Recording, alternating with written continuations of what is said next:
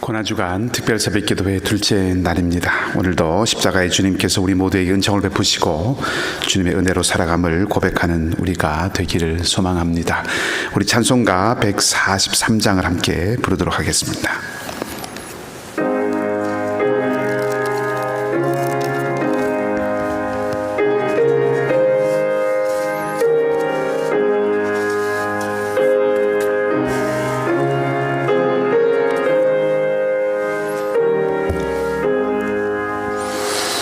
웬 말인가 날 위하여 주 돌아가셨나. 이 벌레 같은 날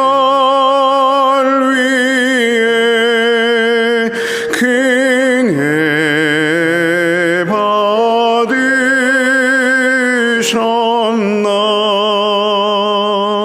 내 진죄 다 지시고 못 박히셨으니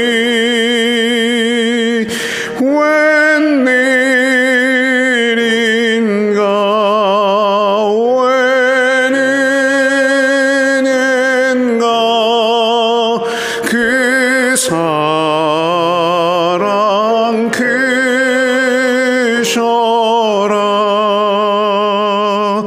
주 십자가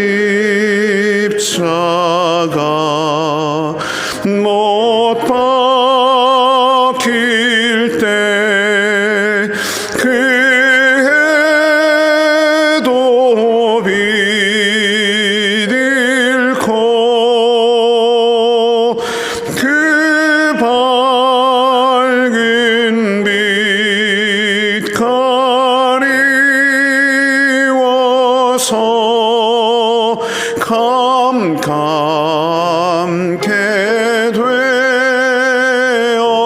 되었네. 나 십자가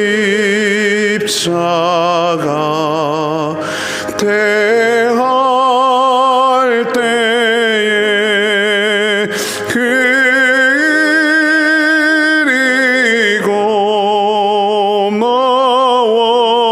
고마워.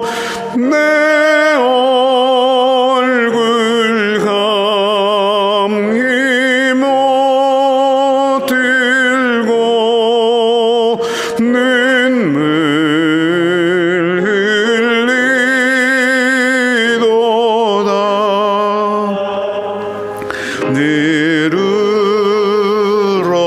늘으로도 눈물로써 못 갚을 줄 알아. 몸 밖에 드릴 것 없어. 이 몸 바칩니다.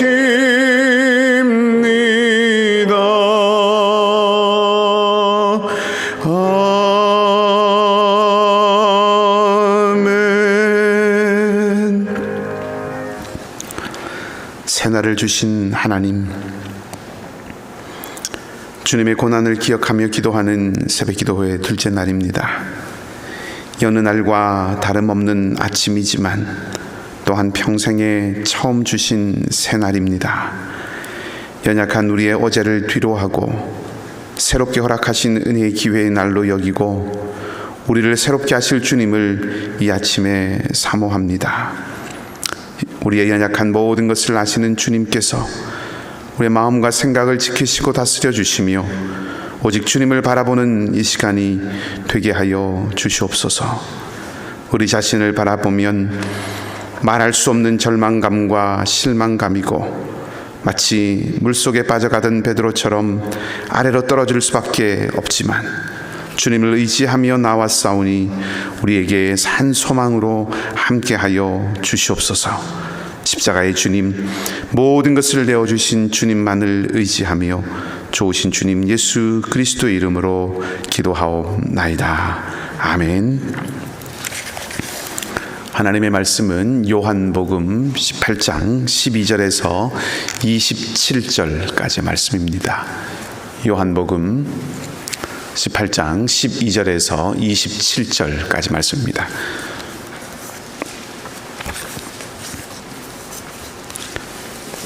말씀을 한 절씩 교독하겠습니다. 제가 가진 성경은 신약 성경 179쪽 어간에 있습니다.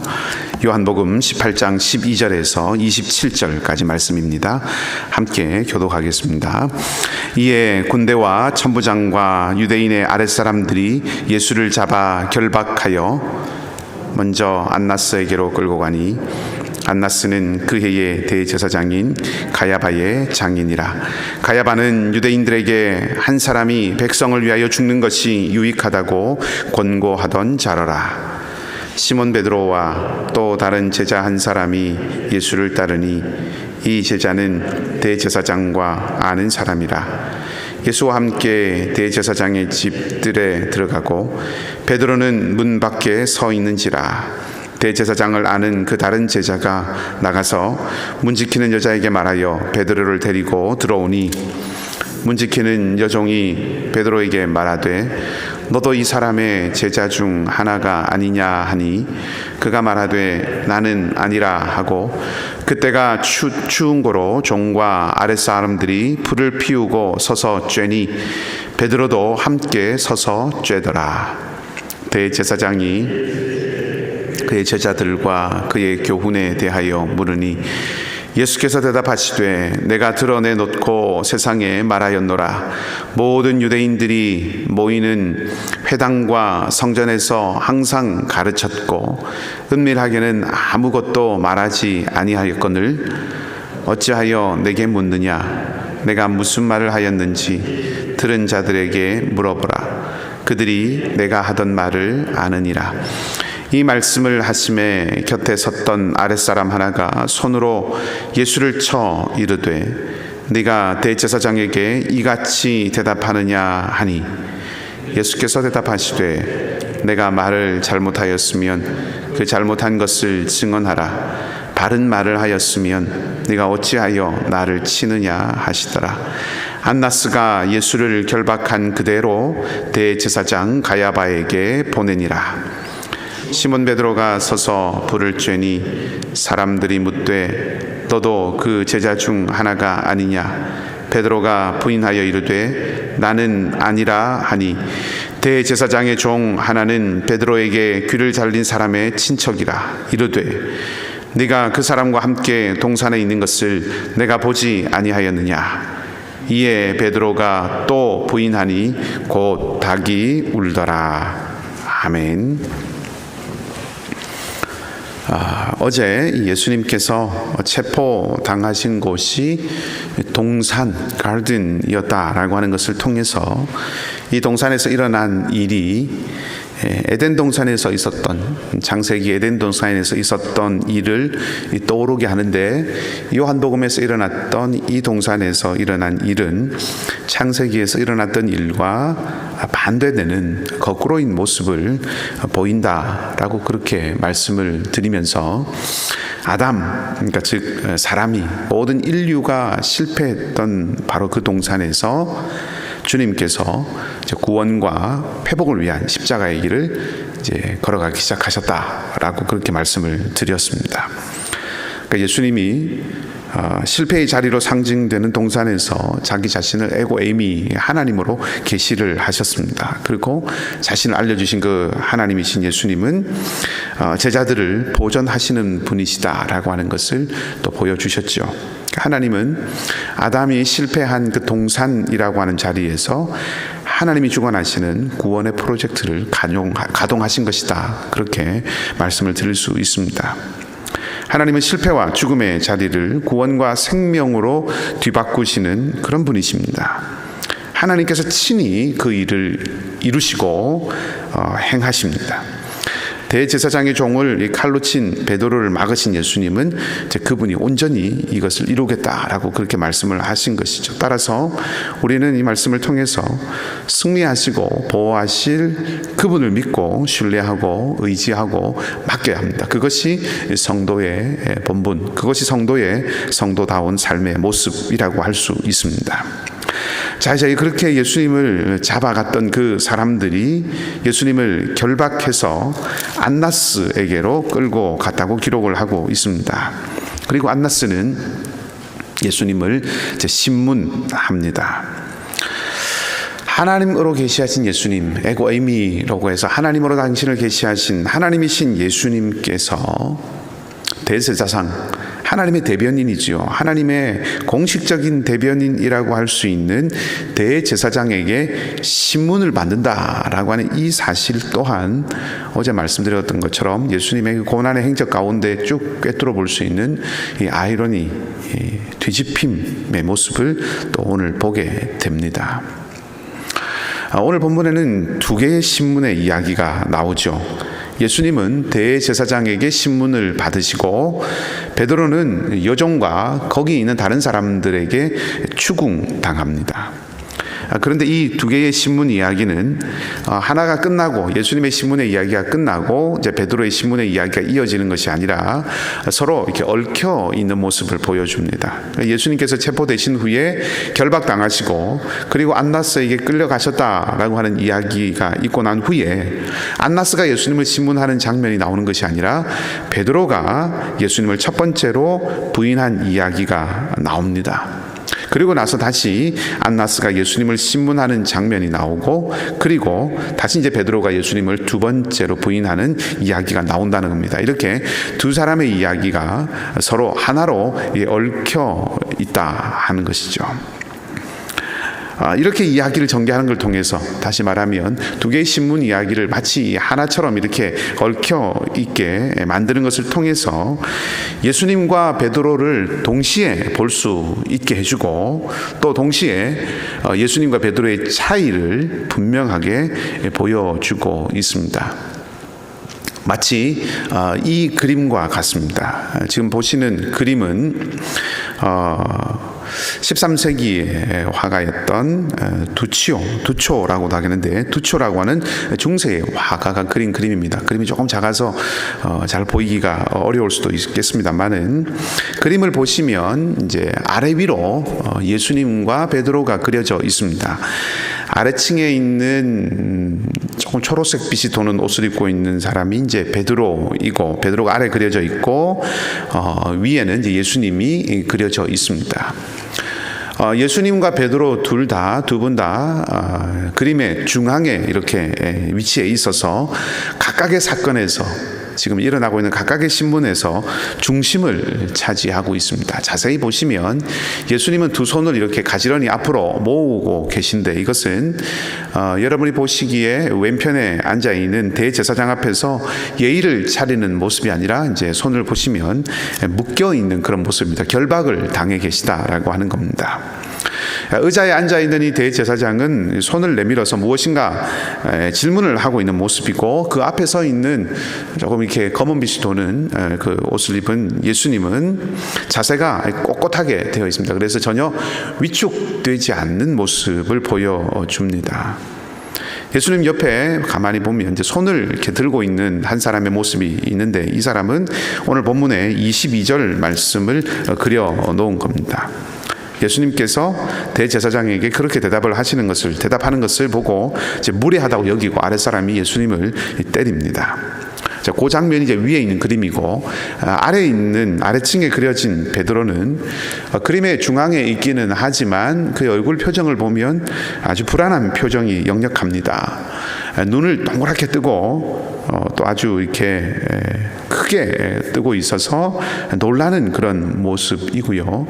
역시 왼쪽으로 시선을 옮기면 문을 지키는 여종이 손을 이렇게 뻗치고 있습니다. 두 가지 효과가 있는 것으로 보이는데요. 하나는 베드로를 이 손이 가리키고 있어서 그림을 보는 사람들이 자연스럽게 베드로를 향하도록 이렇게 시선을 이어주는 그런 역할을 하고요. 다른 하나는 그 손을 올린 그 어깨 선이 2층으로 올라가는 계단의 난간과 이 방향이 같습니다. 그 높이로 되어 있습니다. 그래서 그림을 보는 사람들이 손가락을 따라서 베드로를 보기도 하고 저 여인의 어깨 선을 따라서 계단의 난간을 따라 올라가도록 그렇게 해서 자연스럽게 베드로를 본 이후에 시선이 2층으로 가서 예수님을 볼 수 있도록 그렇게 만들어 줍니다. 물론 그 의도는 이제 예수님을 보게 하는 것이 그림의 마지막 의도겠죠. 자연스럽게 베드로와 예수님을 번갈아 보도록 하면서 이렇게 그림이 구성되어 있습니다. 다시 베드로를 좀 보면 베드로는 손바닥을 편 채로 오른손을 들어 올리고 있습니다. 이런 모습으로 이렇게 그려져 있습니다. 동그랗고 커다란 그 불안한 눈빛과 함께 생각해 보면 여인이 가르치는 어떤 그 말, 가르치면서 하는 그 말을 부정하는 그런 제스처, 아니라고 하는 그런 제스처를 우리가 느껴보게 됩니다. 베드로를 더 자세히 보면 눈과 손은 그 여종을 향해 있으면서도 발은 여전히 이 불을, 모닥불이겠죠. 저 불을 향하고 있는데 그림에 보면 발이 전체적인 크기에서 보면 되게 무척 작아 보이도록 그렇게 그려져 있습니다. 제 생각에는 그림을 처음 봤을 때 이 발이 좀 작다, 좀 어색하다 이런 느낌이 있었는데 예수님을 부인하는 그 베드로, 그러니까 이런 상황 속에서 예수님을 부인하고 있는 이런 상황 속에서도 추위를 녹여줄 그 불 곁을 떠나지 못하는 베드로가 굉장히 저 발이 어색한 것을 통해서 초라하게 그렇게 보였습니다. 물론 이제 그 화가가 그런 의도를 가지고 그리진 않았겠죠. 아마 중세 화가였으니까 그런 의도를 가지고 베드로를 이렇게 폄훼하지는 않았을 것이라는 생각을 해봅니다. 어쨌든 한 장의 그림에 본문에 우리 담겨 있는 이야기가 서로 이렇게 얽혀 있는 것을 아주 잘 표현해 냈다고 생각하고, 무엇보다도 예수님과 베드로의 극적인 대조적인 모습을 아주 잘 드러내준 그런 그림이라고 생각을 하게 됩니다. 자, 오늘 본문의 이야기로 다시 돌아오면 안나스라고 하는 이 대제사장은 그 해의 대제사장인 가야바의 장인이라고 소개가 됩니다. 그러니까 예수님을 신문한 후에 가야바라고 보냅니다. 방금 보셨던 그림은 가야바가 예수님을 신문하는 장면이라고 할 수 있겠죠. 공식적으로는 그 해의 대제사장이 가야바였지만 가야바가 이 안나스의 사위였기 때문에 실질적으로는 여전히 안나스라고 하는 사람의 영향력이 아마 살아 있었다고 할 수가 있겠습니다. 누가복음에 봐도 그렇고 사도행전에 보아도 그렇고 대제사장으로서 이 안나스를 언급하고 있는 것이 그 증거가 되겠죠. 그러니까 이 안나스의 집안은 사실 역사적으로는 굉장히 대제사장을 많이 배출한 집안입니다. 그래서 아마도 아직은 영향력이 있는 이 안나스에게 예수님께서 먼저 인계가 된 것 같습니다. 자, 그렇다고 해서 이것이 적법한 신문은 아니죠. 말씀드린 것처럼 오늘 본문에 기록하고 있는 것처럼 안나스가 예수를 결박한 대로 대제사장 가야바에게로 보냈다라고 24절 말씀이 기록을 하고 있습니다. 거기가 공식적인 신문의 자리였을 것입니다. 왜냐하면 그 해의 대제사장이 가야바였기 때문에 그렇습니다. 그런데 요한이 안나스가 가야바에게로 보낸 그 사건, 다시 말하면 안나스에게 신문 받는 일은 길게 기록을 하고 가야바에 간 것에 대해서는 한 줄로 처리한 이유가 어쩌면 예수님께서 적법하지 않고 불의하게 신문을 당하고 고난의 자리에, 처형의 자리에 넘겨지셨다라고 하는 것을 드러내려고 하는 것은 아닐까 하는 생각을 해보게 됩니다. 그리고 예수님은 안나스에게 신문을 받으실 때 공개적으로 내가 가르친 것을 다시 말할 필요가 없다, 그렇게 20절 21절 말씀을 통해서 하시면서 안나스의 이 신문에 전혀 요동하지 않으시는 모습, 죽음을 두려워하지 않는 모습, 이 불의한 신문 앞에서 흔들리지 않는 그런 모습을 예수님은 보여주십니다. 이런 일련의 과정들을 이렇게 보면 결국 신문당하고 또 재판받고 하는 이런 일들은 주님에게 당한 일이 아니라 주님이 이렇게 의연하게 대처하시는 것을 통하여서 불의한 것은 대제사장과 그들의 무리다라고 하는 것을 말해주고 있는 것이죠. 그리고 이런 예수님의 모습은 여종과 또 피워놓은 불 곁에 함께한 사람들의 말이 두려워서 적극적으로 자신을 방어하고 예수님을 부인하던 이 베드로의 모습과는 아주 극명하게 대조가 됩니다. 요한은 이 신문이 불법적이다 라고 하는 그 신문의 불법성과 동시에 예수님의 당당함과 이것을 드러내는 것을 통해서 죄 없으신 예수님께서 돌아가셨다라고 하는 것을 보여주려고 하는 것이죠. 그리고 그냥 죄 없이 돌아가신 분이 아니라, 그냥 죄 없으신 분이 돌아가신 것이 아니라 베드로의 이야기를 끼워 넣어서 베드로와 같은 사람을 위해서 주님께서 목숨을 버리셨다라고 하는 것을 보여주는 것입니다.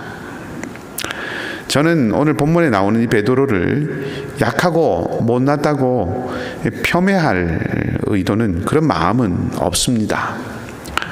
약합니다. 못났습니다. 베드로는 그렇습니다.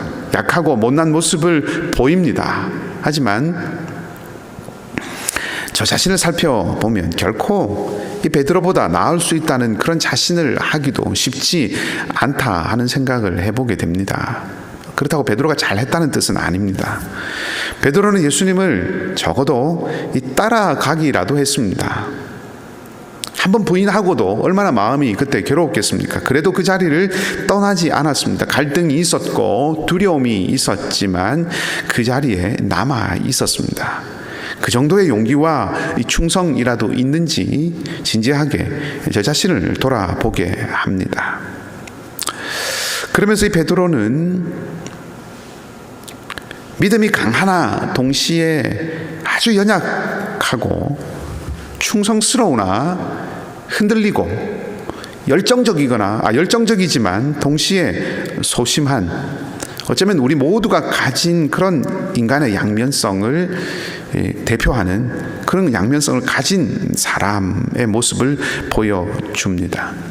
그렇게 생각하면 예수님은 이 베드로와 같은 사람을 위해서 죽었다. 다시 말하면 베드로로 대표되는 우리, 이 강하고 약함이 있고 충성과 배신이 있고 열정과 소심이 있는 이 모든 것들이 얽혀 있는 우리, 이 베드로로 대표되는 우리를 위해서 불의한 신문을 받고 돌아가신 것이다 라고 그렇게 오늘 본문이 말해주는 겁니다.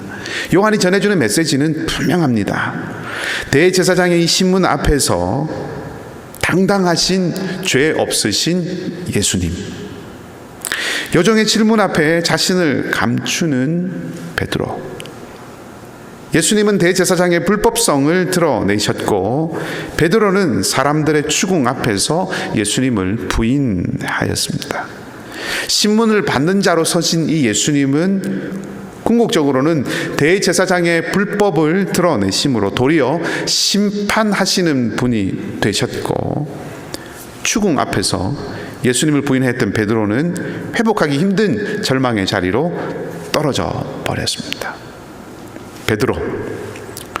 아마 베드로는 뭔가 해보려고 했겠죠. 뭔가 해보려고 베드로는 말고의 길을 어제 본문에서 잘랐을 겁니다. 어떻게든 뭔가 해보려고, 또 뭔가 해보려고 베드로는 그래도 오늘 이 안나스의 집으로 예수님을 따라왔습니다. 하지만 그 길의 결국은 좌절과 실망으로 무너지게 되죠. 베드로가 어리석다는 말씀을 드리는 것이 아니라 사람의 길이, 인간의 길이, 인생의 길이 다 다르는 곳이, 인생만으로 가는 그 길이 다 다르는 곳에 결국은 그러한 모습이다라고 하는 것을 생각하게 합니다. 근데 우리가 알지만 이 베드로에게는 오늘 이 장면이 끝이 아니었습니다.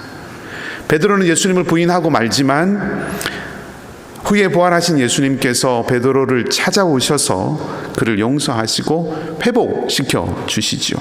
그 말씀을 나눌 기회가 나중에 있을 거라고 생각하지만 오늘 이 불을 쬐던 베드로를 예수님께서 회복시키실 때도 또 똑같이 불을 피우십니다. 불이 지펴진 그 아침 식사 자리에서 베드로가 회복됩니다. 오늘도 그날도 나무 타는 냄새가 베드로를 감싸고 있습니다. 자, 그건 다음에 기회가 있으면 또 살펴보겠습니다. 예수님이 계시기 때문에 베드로는 끝나지 않았습니다. 그냥 예수님을 부인한 채로 그간에 지나온 모든 시간들이 무의미하게 끝나지 않았다는 뜻입니다. 예수님이 계시면, 주님이 계시면 결코 끝이 아닙니다. 예수님이 계시면 반드시 구원의 길이 있습니다. 인생만으로 걸어가는 길, 인간의 길로는 결국 다다르는 곳이 실망과 좌절의 자리지만 주님이 계시면, 주님이 함께 하시면 반드시 구원의 길이 있습니다. 우리에게도 베드로에게 닥치는 것 같은 작은 일이지만, 문을 지키는 여종이 하는 말, 그런 작은 일이지만 내 존재 전체가 휘청거릴 만한 그런 시험과 도전이 다가올 수 있습니다. 우리에게도 사람들이 모두 공격해 대는 그런 위기의 순간이 오기도 합니다. 내 믿음 때문에, 내 신앙 때문에, 주님을 향한 마음 때문에 우리도 그런 자리에 설 수가 있습니다. 그런 도전을 받을 수 있습니다. 이 세상에 여러 가지 많은 사조와 이 세상에 여러 가지 많은 규칙들 때문에 우리도 믿음으로 갈등하고 어려워할 때가 있다는 거죠. 그때 주님을 바라보십시다. 주님을 기억하십시다. 구원의 길은 오직 주님밖에 없습니다. 주님의 사랑이 베드로를 살리고 우리를 살리는 줄 믿습니다. 오직 주님의 사랑만이 우리에게는 변치 않고 흔들리지 않을 소망인 줄 믿습니다. 우리를 부끄럽게 하지 않을 소망은 오직 예수 그리스도밖에 없기 때문입니다. 오늘 당당함으로 세상의 불의를 드러내시고 구원의 길을 걸어가신 주님의 손을 붙들고 믿음으로 승리하는 저와 여러분, 우리 모두가 되기를 주님의 이름으로 간절히 축복합니다. 함께 말씀을 기억하고 기도하십시다. 오늘 기도 제목으로 삶의 부끄러움이 없이 십자가를 향해서 당당하게 걸어갈 수 있도록 도와주십시오. 그렇게 기도 제목을 드렸습니다. 하나님, 믿음의 사람답게 살아가고 하나님의 백성을 잊지 않고 하나님의 백성임을 잊지 않고 살아가는 은혜가 있기를 바랍니다.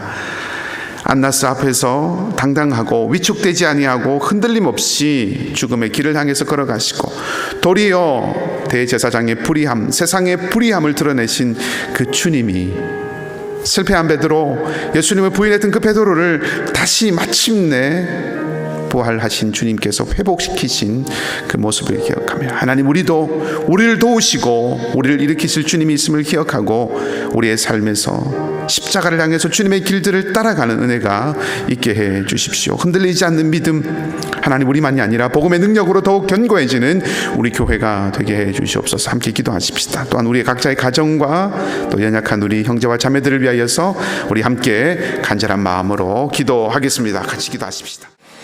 하나님, 주님은 우리를 위해서 위축됨 없이 순종의 길을 가셨습니다. 그 사랑이 오늘도 우리를 붙들고 계시고 그 사랑의 주님이 오늘도 우리와 함께 하심을 신뢰하며 살아가게 하여 주시옵소서.